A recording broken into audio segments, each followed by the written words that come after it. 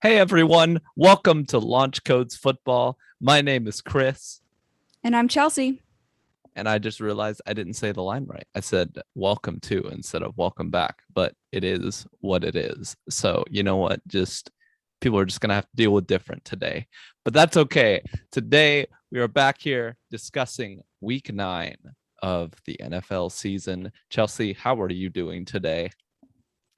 I am doing well. I have my cult sweatshirt on, which you all can see if you're watching on YouTube. Um, gotta rep the team, right? Mm-hmm. You got your Gotta AirPod win. Pros back. Oh my gosh. Yeah. Poor woes of me with my uncharged AirPods last week. You know me. So fancy. Not. Yikes. That's okay. Well, I told Chelsea just before we started, I have to give her some credit because, you know, I guess we're going straight into football. I'm just going to say this, Chelsea said the Colts were going to start out really bad this year, and then they did, and everyone's like, wow, the Colts suck. But now they've been winning and they're catching back up. They're almost 500 again, right? They were like one Yeah. in five earlier, or they were going through a One and pretty rough four. stretch. And I was just like, wow, We're Chelsea's four and called it. five now. Exactly. Like you called it. You said they're going to start out bad, and Because they now always they're do. turning it around. It's every year. It's like I said, guys, even when we had Peyton Manning, we'd start out like 1-3. So, I mean, it's just how we like to roll, make things extremely hard and difficult on ourselves to begin, make all of the fans hate us, and then slowly rebound as the year goes on, get good enough to make the playoffs, and then have our hearts broken in the playoffs. It's just the circle of life. Exactly. I just wanted to give some credit real quick because we don't really have it planned for today's show, but just wanted to send some props out for that. Dude, but So, to be fair, I yeah. told everyone that for our first 5 games were brutal, like Mm-hmm. really bad. And they were.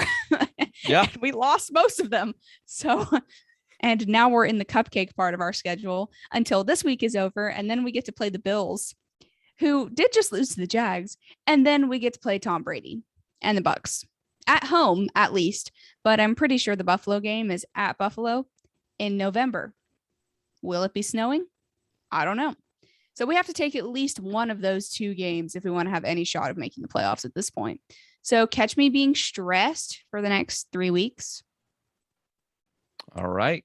I guess we'll find out what happens to them, but let's dive into some unfortunate news that we have found out today. So, cornerback Damon Arnette was cut today after threatening to kill someone on social media. He threatened to kill a lady, and he was posting an Instagram story of him holding a gun and saying words that I will not say and should not say, but basically threatening to kill this person. Told them to pull up him 5 minutes away, like he was threatening to kill them, and he said it many times. So the Raiders have cut him. I don't know if he'll face any legal trouble or what kind of legal trouble that could put him in. But I think as far as NFL work, at least for a while, he's done. And it's really sad because I mean he was just drafted in 2020, him and Ruggs, and now the Raiders have had 3 controversies on this team And all yet, this year. somehow they still have a winning record and have a shot to win their division. Exactly. I mean, it's kind of crazy. It just this whole situation, everything that's going on with the Raiders, like what's going on here? Why are we getting these problematic people going to the Raiders? Is it just Okay, but something let's with be them? honest. Have the Raiders ever been known to have the highest character players over the course of their franchise's existence? Like, just generally speaking. Like, outside of Derek Carr, that dude is a legend. He literally got on it was like a post-game interview or like a mid-week interview, and he talked about how Henry Ruggs just needs someone to love on him after everything that he's been through. And Derek Carr was like, I will be that person. Like, it doesn't change what he's done, doesn't make it better, but he is in a place that none of us can relate to, and he needs someone to care for him, even though he's done all these terrible things. Dude, Derek Carr is a real one. He's a cool dude.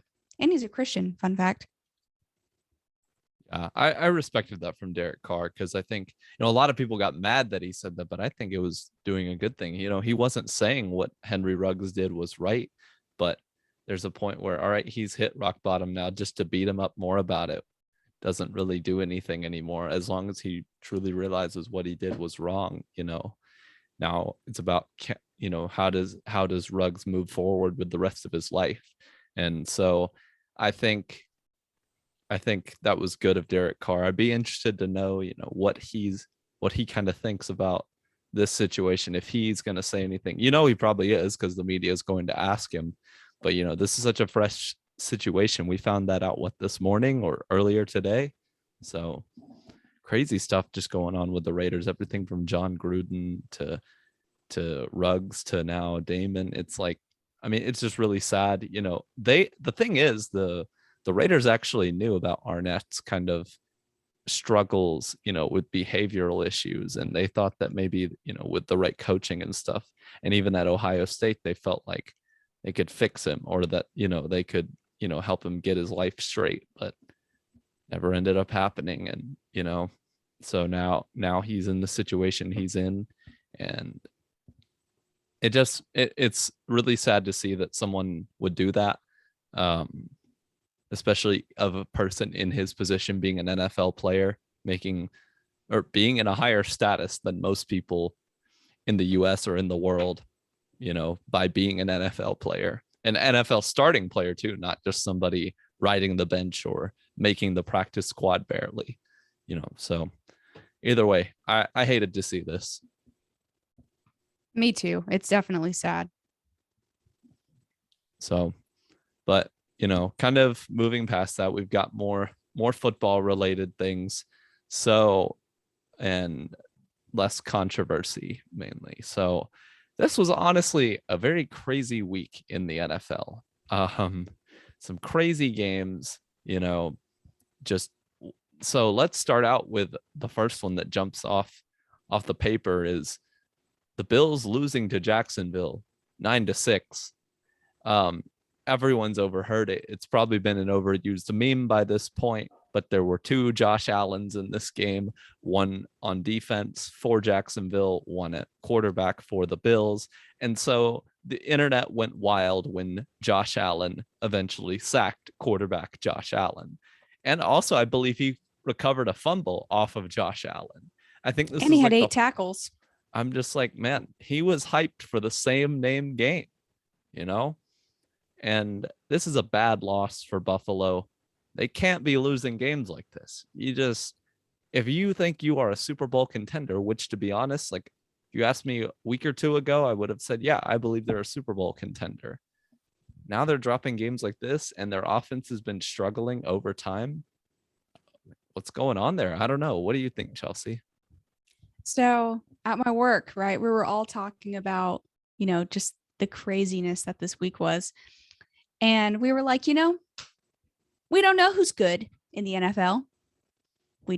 Maybe no one is good. Maybe everyone will finish being 9-8.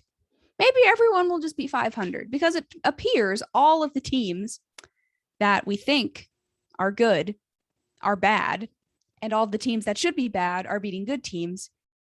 Look at the Rams too. The Rams lost to the Titans. Not that the Titans are a bad team, but you lose Derrick Henry. I don't think anyone really thought that the Titans stood a chance against one of the NFC juggernauts. Yet here we are. I don't know who's good. I thought that the Bills were a Super Bowl contender. Now I don't know. I'm just determined that everyone is mediocre and that no one stands out. That's how I feel about the NFL right now. Which, to be fair, these kind of seasons are always the most fun. It's always boring when everyone knows who the juggernauts are. Like the freaking 20 years Tom Brady was in New England, everyone knew New England was going to be good every year. If you weren't a New England fan, you could be a Panthers fan, a Colts fan, a Jets fan, doesn't matter. If you weren't a New England fan, it was just boring. There was no excitement. You knew they were going to win. If they lost, the world exploded for, a day, and then they won again. But it's like this year, I really don't know. I think that the best team in the league should be the Cardinals. But what if they lose next week? I don't know. I mean, they did just win without Kyler Murray and DeAndre Hopkins. So I think they have an argument for being the best team in the league right now. But the AFC is a mess. I mean, there are like 5 teams at 5-4, like 2 or 3 teams that are like 7-2, 6-1. Like, I really don't know. Like, the Titans should be bad because they lost Derrick Henry. They aren't yet. The Bills should be good because they're the Bills, yet they lost to Jacksonville, who has Urban Meyer as their head coach, and yet they still managed to lose. Like, I'm just confused. I don't know. I don't know. The AFC is just kind of currently on fire, and I don't think anyone knows what to do with it. Yeah, I mean, it's kind of fun because it's so wide open. I mean, you have For sure. everything from the Chargers being a good team, or at least, they're 5-3 just winning this week against the Eagles, and then the Chiefs are on a big down year. I mean, they just beat Green Bay, but that was Aaron Rodgers-less Green Bay. Jordan Love didn't really have that good of a game, and this year is definitely strange. I mean, Tom Brady's still doing his thing. They had a bye week this week, so we kind of forget about him maybe, but he's actually, if you look at like fantasy stats, Tom Brady's the number 1 quarterback, which I mean, I know I have him in both my leagues. So annoying, last week was kind of a tough week on the waiver wire for your girl because Tom Brady was out. Guess who managed to win both of her weeks last week? Okay, Me, respect. Without Tom Brady, and in one league without DeAndre Hopkins, and in another league without James Robinson. Really, the waiver wire showed up for me this week. I started Daniel Jones and Baker Mayfield, and they both won. Who would have thought? All right. Well, there you go. But yeah, I think this year is just a really interesting year. I'm fascinated to see who, the Super Bowl contenders are going to be. But we'll see, kind of what that leads us to. The next game, wanted to talk a little bit about let's continue on kind of the shocking games, and then we'll get to the Monday night game. I want to talk a little bit briefly about how the Broncos pretty much throttled the Cowboys. The score ended up being closer than it really was. Teddy Bridgewater was throwing 40-yard dimes and big passes. And it's just crazy to see. In Dallas, I mean, I believe they did not have Dak Prescott. And I'm like, no, they did. They did. My bad. Okay. They did. Excuse me. And Ezekiel Elliott. They got run over by both their backs. I think we're not going to overreact to this game because I think that can be ridiculous, but maybe it shows that the Broncos have started to pick things back up. They started out 3-0 and then they went on a little bit of a losing skid, and now they've beaten the Cowboys. They've won a couple games. So maybe the Broncos are more legit than people will give them credit for. I think a lot of it's definitely due to Teddy Bridgewater being the quarterback. But I do think he's played a lot better this year than even he did last year. He didn't play terrible last year. He just really struggled in clutch games.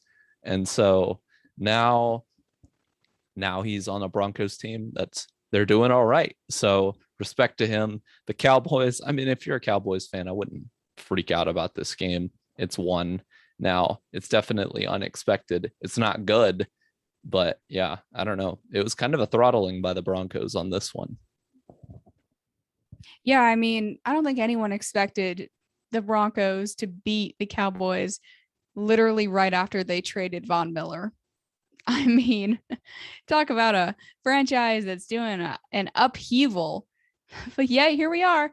I mean, I think it was like 6 or 8 minutes left in the game. The Broncos were down 30-0, and Mike McCarthy kept Dak Prescott in the game and ultimately ended up cutting the score in half. That was a pretty controversial move, actually, keeping the starters in that game when it was just, you had no shot to win. Specifically, Dak Prescott, with the injuries he's been dealing with, whether it be his ankle, staying healed, or his calf that he was dealing with, or whatever it may be. So I was kind of surprised.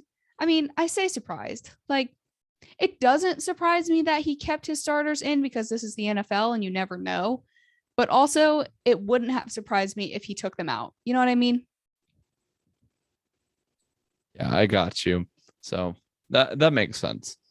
But kind of going off of that, next game, I think this was a big shock to a lot of people too, was the Browns respond with an emphatic win over the Bengals, 41-16, after all the crap that Baker Mayfield received the whole week. People's calling him all of this and that, calling him terrible. Steve Smith said he was average, or he told him he was not very good on national TV, which doesn't surprise me.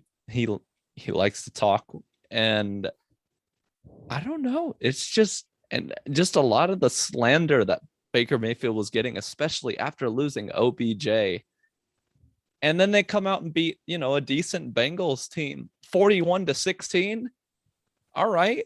Okay. This is what Browns fans wanted to see from Baker. This is what they want to see from their team.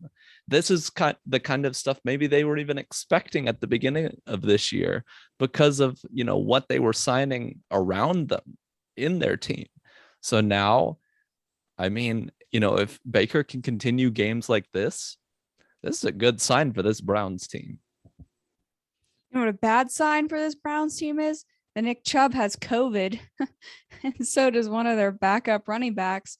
They are both vaccinated, so if they get 2 negative tests 24 hours apart, they can come back into the game. But ultimately, if they don't, Nick Chubb is out again, which might not end up being as bad as it sounds because they might be getting Kareem Hunt back this week off the IR. But if they don't, they have Dearness Johnson. So they don't even need Nick Chubb. I mean, my fantasy team does, but not that matters. But no, I mean, that was an impressive win from the Browns after everything that they went through during the week. OBJ piecing out and OBJ's father slandering Baker Mayfield and the fans slandering Yikes. Baker Mayfield and literally everyone slandering Baker Mayfield. Baker said, "You know what? Frick all of you. We're going to win." And they did. And I mean, the Bengals have been putting up points. Like they looked like a legit contender in the AFC there for a couple of weeks. And they just got absolutely clobbered by the Browns, who really hadn't looked like much of anything. So no, that was quite the impressive win by the Browns. I don't know if it was just fueled by like retribution and anger, or if that's actually what their team is. I don't know. But it is definitely a very interesting AFC North. I mean, pretty much everyone in that division is 500. So honestly, I mean, except the Ravens, but even the Ravens have, had some close games that shouldn't have been close, some losses they shouldn't have lost. So, I mean, who knows who's going to win that division? That's an exciting division. I agree with you. It is an exciting division. So we'll have to see who ends up taking it out. Steelers have won the past couple games. They're looking to be a pretty good team. And now the Browns winning 41-16. We could see and the Raven. I mean, this whole division, dang, like they've got some talent. So props to them, but we will see what ends up with this year. The next game I wanted to talk a little bit about was the Packers at Chiefs. Now, this game was ugly, but on the in offensive every side, way, honestly, still exciting. I mean, it was close. The game ended up being 13-7. Now, at the beginning of this year when everyone that's an offensive shootout right there. Exactly. But you got to know, when everyone saw at the beginning of this year, the Green Bay Packers were going to Kansas City to play. Everyone's like, oh my goodness, Aaron Rodgers, Patrick Mahomes, this is going to be an offensive masterpiece. The game was 13-7. And yes, Patrick Mahomes was playing for the Chiefs.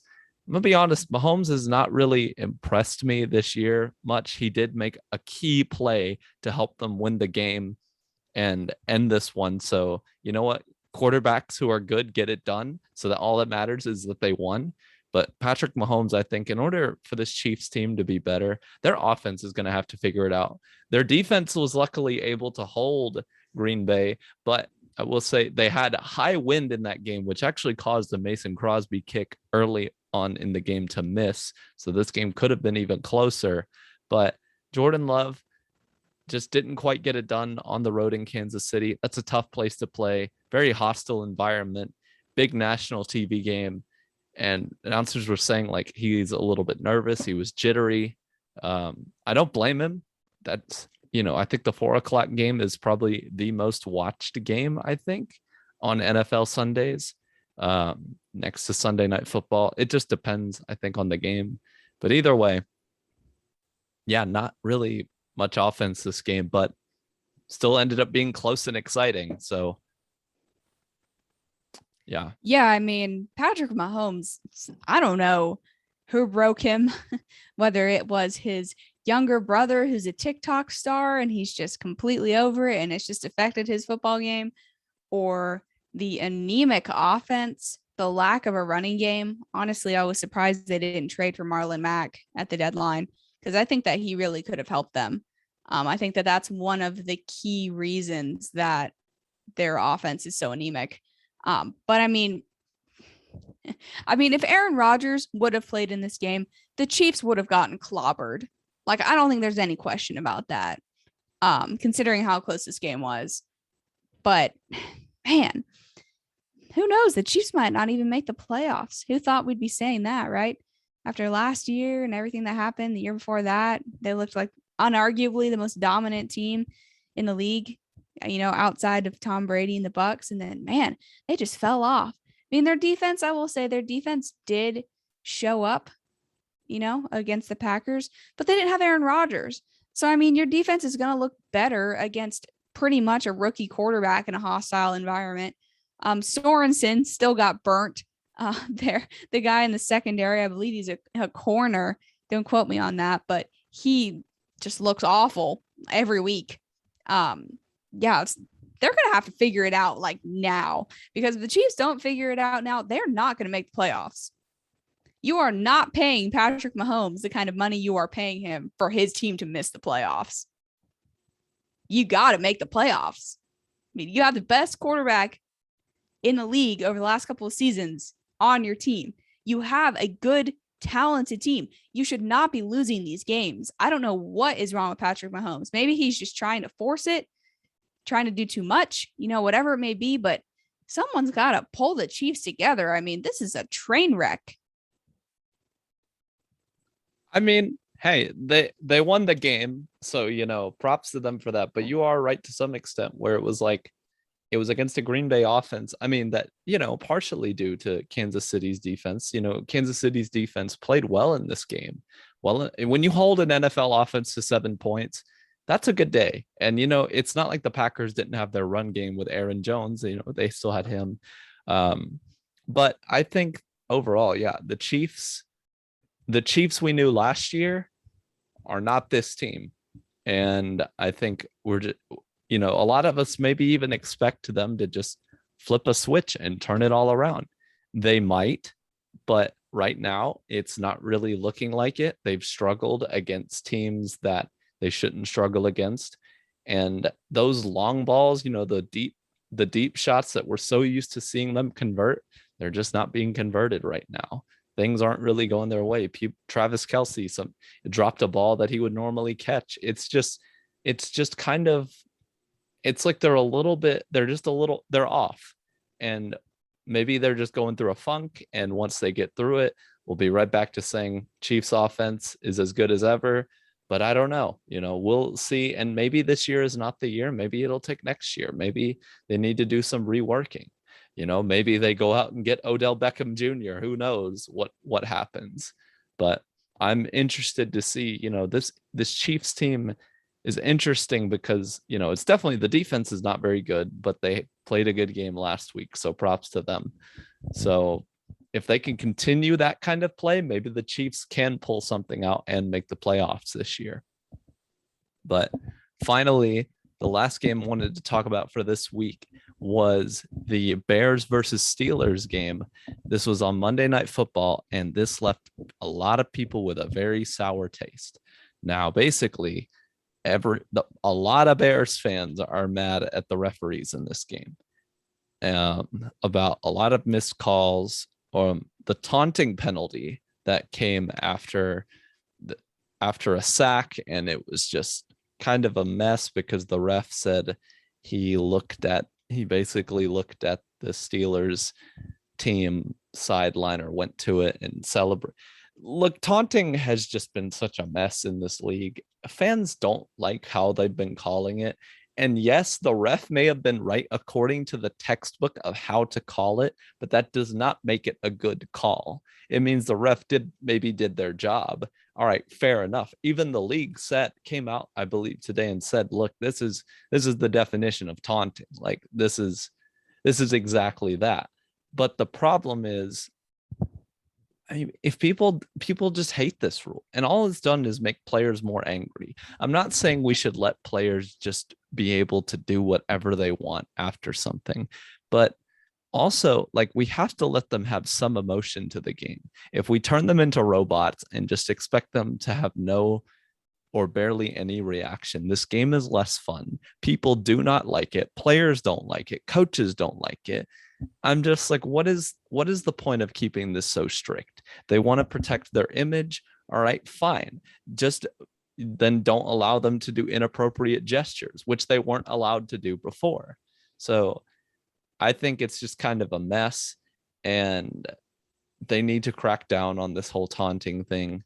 There was also some other stuff about Fields being angry that he wasn't getting roughing the passer calls, and Ben Roethlisberger was. There's another thing about basically the ref hip checked one of the players, and the player got a penalty for it. And he's like, well, it just this is what frustrates a lot of people about the NFL. They love the sport. They like watching. They love cheering on their teams.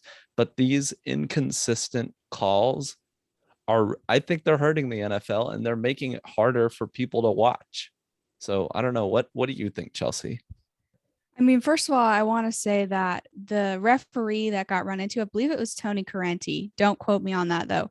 He said that him getting run into had nothing to do with him throwing the flag. Now, whether that's true or not, might not ever come out. But he is quoted as of today, I believe, saying that him getting run into had no bearing on the flag being thrown. Now, we've all seen the play. We all watched it. He did walk over to the sideline. Not super close. He was like probably 10 yards away from the sideline. It wasn't super close, but he did walk in the direction of it. Like, okay, if that's the definition of taunting, whatever, call it. But the thing is, like, there have been so many worse taunting penalties that have not been called. So, like, if you're going to call that, you have to call that 6 times a game in every game, because that happens in every game. So you can't just call that and say that's taunting, and then someone like gets pushed and no one sees it, and that's not taunting.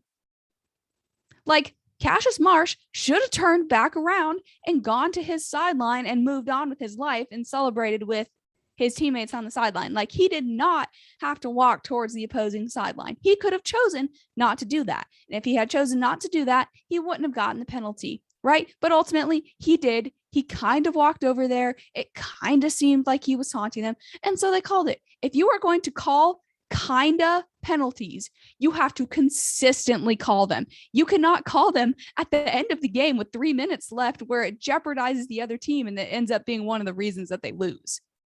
Like, if you're going to call the questionable penalty, you have to call the questionable penalty every time. And if you don't call it every time, it makes you look biased. Like, I watched it. I can see the justification for both sides. I can see why they called it, because he did walk in the direction. I can see why they shouldn't have called it, because he was literally 30 feet from the bench and no one was paying any attention to him. So, like, I can see both ways. But ultimately, at the end of the day, it just comes down to, like, if you're going to call that, you got to call that every time. You can't call that once, I agree. That's another thing, is it's not consistent. And I just think, even looking at what he did, he didn't he didn't throw up like a hand sign that he shouldn't have. He didn't it doesn't look like he was saying obscenities or something like that. He just literally got up, looked at them. All right. And he was cut by the Steelers. So it's like, yeah, he wants some revenge on that. And you know what? That's a good story. Football's an emotional game. I mean, you can't get rid of emotion. It's just ridiculous what's been going on. But anyways, aside from that, we've got Justin Fields having a pretty good game as well. He was, In the though, second still half, at fresh. least. Yeah, he was not playing well to begin with, but in the second half he picked it up. And I think just overall, these past couple games, I will say, for some bright side, for some good news for the Bears fans, Justin Fields the past couple games has been playing a lot better. And maybe he's getting a little bit more used to the NFL. So, you know what? That's good on him. I hope he continues to get better. I hope that he, continues to develop as a player, because I think the Bears having a good quarterback, someone that's like a superstar or pretty good, that'd be pretty cool for Bears fans because they rarely ever get one of those. So Yep. I think So just kind of overall, to yeah. wrap up the news part, this news actually just broke about half an hour ago. So quarterback Sam Darnold has a fractured scapula. The right shoulder injury will likely lead to him missing several weeks. Backup PJ Walker will be filling in as the starter. So, Chris, let's get your reaction to this news live and go. Do I have to talk about this? Yes. I've thought about this all so much. All right. Everyone heard how I ranted last time about just how bad Sam Darnold has played. And then he came out, went and beat the Falcons. All right. He didn't play great in that game. He only had like 120 yards passing, but he didn't do anything to blunder the game away. So everyone hoping, can they do the same thing against the Patriots? Christian McCaffrey is back. Oh my, he's finally back. It's great. Now he's got his safety blanket back. And yeah, we'll work him slowly in, but this is great. And we're up against the Patriots team. Okay, they've won the last two, but they're not dominantly good. This is a game that we can win. This is what naive Chris was thinking, something like that. And come into the Naive game, Chris. I don't even want to really. I know there's already a controversy with this game about Mac Jones twisting Brian Burns' ankle. It looks pretty bad, to be honest. Like, I don't. He said Bill Belichick said, "Oh, he was going for the ball," and Mac Is the Jones says ball he was. attached to your foot? Like, bro. I have a really hard time. Like, if you look at that play, even objectively, it's kind of hard to say that he was completely not doing it something just because he got hit and maybe was frustrated. I don't know. It could have been a dirty hit. A lot of I Panther believe I fans definitely saw think it is, but and I believe I saw mm, something somewhere that apparently Brian Burns and Mac Jones played each other in high school. yes, Apparently, Brian Burns did something to Mac Jones in high school, and this was Mac Jones's way of getting back at him, which is obviously high school things are obviously still relevant when you play in the NFL when, 8 years have passed. But okay. yeah, no, I heard about that too, and the announcers actually talked about that like right after the play. But anyways, I don't really want to get into that. The media has gotten enough into that. I think it could very well be dirty, and it looks really bad, and the league should look into it. But going off of what Sam Darnold did, he had a really bad week. Like, it was a really, really bad game. He stunk up the joint. There's really no way to get around it. The only interception you could say was maybe not his fault was his second one, because the offensive line or the defensive lineman just jumped straight up like without barely being contested and was able to pick it off. He was being blocked, but the thing is, like, if you're really being blocked, should you be able to just jump straight up with ease and pick off a ball? No. So, I mean, it was a really great play. So that's the one I'll give him props on. But the pick six to Ian Thomas that went straight to JC Jackson, horrible throw. He was out of the pocket and he was running, trying to make a throw. Ian Thomas was wide open for an easy gain, and he whiffed him. He missed him hard. He overthrew him. It came back for a pick six. Okay, we're in a bad situation. Matt Rule says, I'm going to leave him in so he can play out, his bad game. And it's just, I think the next play was a pick, and then right after that, or the next drive was a pick too. It was really bad. I don't really know how. Sam Darnold defenders at this point can continue to defend this man. He has played with us now for over half the season. He's just been not good. He had a couple of decent games. The 3-0 start, he wasn't even fantastic there. He beat 3 bad teams. And so I'm like, and against Dallas, yeah, he had a good game after having an enormously bad third quarter. That was honestly, and that was actually, I would say, his best offensive game of the whole year was against Dallas. So I'm like, look, the Panthers cannot keep up with this. And after hearing about the injury, now we've also got a report as of 2 hours ago that they have signed Matt Barkley as a quarterback. He was a 4th-round pick out of USC, and he is 31 years old. And I'm just like, what are you doing? I mean, I don't understand. I personally think they should have signed Cam Newton because he may not be the best quarterback, but he's probably better. And if he's even slightly better, I'll take it. But Matt Barkley, at least he knows your system. Exactly. The system's changed a lot, but I do see what you mean. He knows the team. He knows the area. At least he's played with Christian McCaffrey. Exactly. And so I think really signing Cam, he wouldn't fix everything.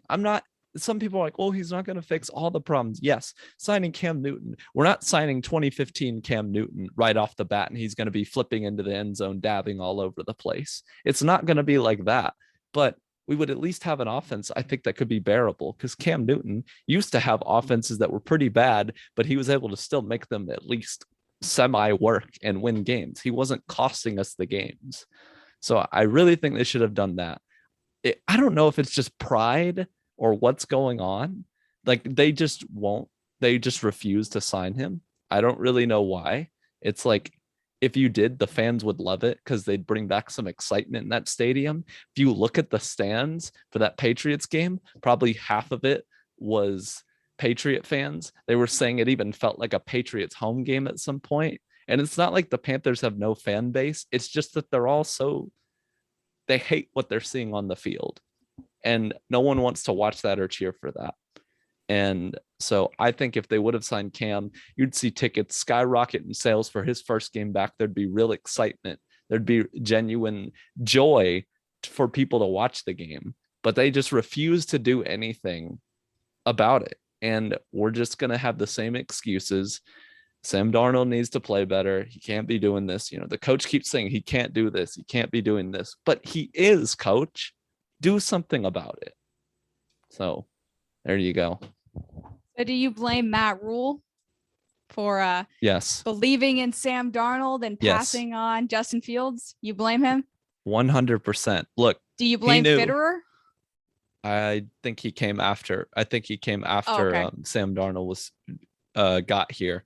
Look, Matt Rule has not done a good job with quarterbacks. He overpaid for Teddy Bridgewater, in my opinion. Indeed. And we're rebuilding. We don't need to be signing Teddy Bridgewater to 3 years, $60 million. And then Teddy Bridgewater wasn't terrible for us, but he wasn't good. He wasn't good. He was better than Sam Darnold, but he wasn't good. And now he's at Denver. $60 million. No, he wasn't good. And I don't think he was worth as much as they signed him for. And also, I mean, he at least led his receivers to a couple 1,000-yard years. Like, they were actually doing something under him. Whereas Robbie Anderson is basically gone. I don't know what's going on there. DJ Moore, I don't know. He's also struggled, but also Sam Darnold is throwing him hospital balls. He's throwing it behind him across the middle, and then boom, DJ Moore takes a big hit, and he's throwing to him in like double coverage. It's just like Sam Darnold is not seeing who to throw to. One could say he's seeing ghosts. Exactly. Bill Belichick got him again. And so I'm just kind of like, dude, you've got to play better. I mean, maybe he was injured this past game, but even before this game, it was not good. So to all the people defending it, I'm like, look, he wasn't good before this game, before these, injuries. I'm not saying injuries don't play a part of it, but I think that, look, he's just shown he hasn't played very well. Even in his best even in his best stretch at 3-0, he was still not throwing the ball that well. He got over 300 yards passing one time, and we went all in, put all of our chips in a guy for him to play like this. And this is, I do blame this on Matt Rule, because he said him and his coaching staff were watching film and they were like, wow, guy can make some great plays. Oh, wow. We Which went he back on his can. college film. If Yes. he decides to not suck, he can. Here's the thing, though. To be a good quarterback in the NFL, it's not about making good plays here and there. If you're an NFL quarterback, you can do that. Yeah, we already know, because you're in the NFL. So every once in a while you can make a good play, but that shouldn't mean, all right, you're the starter because you can make a couple great plays. You have to be consistently good.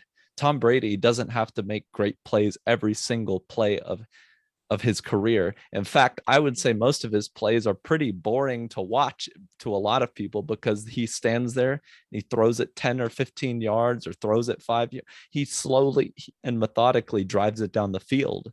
He doesn't throw the 40-yard bombs often. So, but he makes his bread and butter off of living in the pocket and dissecting defenses slowly. And he's now could get his 8th ring this year because of it. So I don't know. I'm just kind of like, look here. And also, I do want to preface with, it's not that Tom Brady never makes those types of plays. I will not be stupid enough to say that. I'm just saying he's not like Patrick Mahomes. He's not Patrick Mahomes. Yes, he's not having Aaron to do that. Rodgers. He's not Patrick Mahomes. It's not like he can't. It's just not his play style. It never has been. Exactly. That's what I want to preface that with. So anyways, yeah, I put a lot of the blame on Rule and the coaching staff for this. Like, you said you believed in a guy. I said, okay. I said in this podcast, all right, if you believe in him, you're putting a lot of chips on this guy and you have no backup plan. So this better work out. And so far, it's gone up in flames. It's been terrible, actually. And fans aren't happy about it. You saw Robbie Anderson was pissed at Sam Darnold. He wasn't. For good reason. Sam Darnold is leading him right into getting crushed. I could lead a receiver better on Madden than Sam Darnold is doing in real life. It's like, and so look, I know the quarterback is not the only problem with this team, but the truth is it's probably our biggest problem right now. And so look, because Panther fans have lived with a bad offensive line before, or a not great one, and they've at least made some things work. But the defense is good. The defense is good enough to even maybe win a couple of these games, but the problem is, since the offense is so bad, the defense cannot get one time to rest and be good field position, because we're throwing picks back to back to back. And so I'm like, well, what do you do here? So look, I don't want Sam Darnold to be bad. There are a lot of people that want him to be bad. I don't want any of these guys to be bad, but the truth is, if anything, you want them to be good, so you win. Exactly. Like I wanted Sam Darnold's start at Carolina to be really good. And at those first 3 games, I believed. I was like, okay, this guy can build off of these games and play better. But the truth is, he's not. He is just not building off the games. He's not playing well. He's not reading defenses well. He's making rookie mistakes. And I'm like, all right, well then what more can you do about it? Shout out to Conlon for knowing that he was going to be just terrible from the day he got here. Yeah, and I didn't want to believe him. But it is what it is. Look, like I said, well, you're on the train now. Exactly. I'm not here to slander people. I'm really not. It's not about slandering people, but it's about being honest with where your team is at and saying, look, this cannot cut it. And they're saying that over and over, but I don't see them doing anything about it right now. And maybe right now they can't do anything about it. But if they don't draft a quarterback next year or pick up one in free agency, then I have absolutely no idea what they're doing, because you have to find a franchise guy to be good in the NFL. That's just the way that it is. That's true. I mean, you'd be sitting pretty if you had Justin Fields right about now. It's okay. That's how I feel about how we took Philip Dorsett and passed on 5 or 6 all pros. So you're not alone. Thank you. Thank you for feeling the pain. Yeah. But anyways, I was like, Chelsea, do Also, we I have to don't know talk if it's about 5 or this? 6 all pros. That's just what it feels like in my I heart. got you. I told Chelsea, I was like, do we have to talk about this? I've ranted so much in my head to my dad, to others about this, and just read online everything. I'm like, but maybe it's a good thing. Maybe it's a good thing to just breathe. So, it's all good. It's If anything, you all can just fun. become a Colts fan. That's right. We'll just switch. They're both blue anyways. So, I mean, come on. Only one of us is repping gear right now. So, anyways, all right. Moving on to the game picks we've got here. So, just picked a couple of games here that I thought would be interesting. So, the first game we've looks got like we is, have a little bit of discrepancy this week, Chris. Wow. It's been a few wow. weeks. Wow, you finally stopped copying me. I'm kidding. Kidding. But the first game we got here are the Browns at the Patriots. So I'm going to go with the Browns on this one. I think they will continue their streak of playing, or I think they will do or kind of continue what they had last week and bring it into this game. No, I'm not being biased because the Panthers lost to the Patriots and I'm upset about it. No, I just genuinely believe that if the Browns can click, that they can beat the Patriots. The Patriots are on a 3-game win streak right now, though. I do not believe it will be easy. I don't think it'll be 41-16 like they beat the Bengals, but I do think the Browns can beat them, even if Nick Chubb is out, and he still has a chance to come back. So I'm going to go with the Browns. Okay, I'm going to go with the Patriots because they're on a little bit of a hot streak right now. They're playing at home. I know the Browns are on a little bit of a hot streak as well, but with the game that J.C. Jackson just had against Sam Darnold, getting 2 of those interceptions, I could see him picking off Baker Mayfield. I think their defense is pretty good, and I think that their offense is getting there. So I'm going to go with the Patriots, but it would not surprise me if this game was close. I don't think it'll be a blowout by any stretch. All right. Next, we've got the Vikings at Chargers. And now the reason I picked this one, this may not be a big national game or something like that of national interest, but the Vikings and Chargers to me are very interesting because the Vikings can beat like anybody, but they just haven't beat. They've struggled. They've been Welcome kind to of the Colts. mediocre. So I think I'm actually going to go with the Vikings on this one. I think they can beat the Chargers, and that this I don't know, in my opinion, this game's just kind of a coin flip, to be honest with you. So I'm going to go with the Vikings. No, I agree with you. This game has a lot of intrigue. Both of these teams are, I mean, especially the Vikings are looked over quite a lot. I mean, they probably got the most national attention last year that they had gotten, and who knows how many years with Justin Jefferson having the year that he had. I mean, you have Dalvin Cook, Justin Jefferson, Adam Thielen, Kirk Cousins, who for some reason everyone still thinks is bad. But if you look at his stats the past couple of years, he's really actually been very good, and he is still good this year. That being said, I am still going to take the Chargers. I think that Justin Herbert is going to have another good game against this team, but I could see this being a shootout because, I mean, the Chargers don't have the strongest defense. The Vikings, they have good players on there, but, it's not like Cardinals, Rams defense level, So I could see this game being very offensive, but I think I'm going to pick Justin Herbert and the Chargers to take this one at home.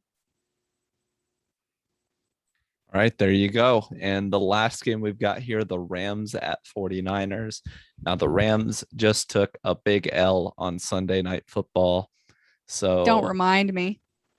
I mean, to Tennessee. So, I mean, it's not that they're unbeatable. I used to think they were the team to beat in the NFC, but, like we were talking about earlier, there's a lot of talent all spread throughout this league.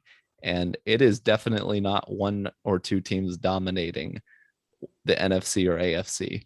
So I think that makes it fun. I'm going to go with the Rams on this. And I think that they will be able to overtake the 49ers, though.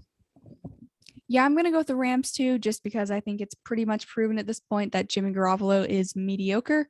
and that the Rams, they just have too many injuries right now. They're just not clicking. They did get George Kittle back, which was good, but they got absolutely obliterated by the Cardinals, who did not have Kyler Murray or DeAndre Hopkins, which if you're a 49ers fan and you're watching that, you're going, yikes, I just got beat by Colt McCoy. Yikes. So I'm going to take Matthew Stafford and his Rams, even more so than Colt McCoy and his Cardinals. So I'm going to go with the Rams as well here. All right, there you go. So we have a few differing ones. We'll have to come back to this next week and see how we differed and who got it right. But anyways, Chelsea, you want to lead us in our outro? Sure. So thanks for listening, guys. Tune back in next Wednesday for more content. In the meantime, follow us on Twitter at _LC football _ and on Instagram, Facebook, and YouTube at Launch Codes Football. I'm Chelsea. And I'm Chris. And we'll see you next week. See you guys. Bye.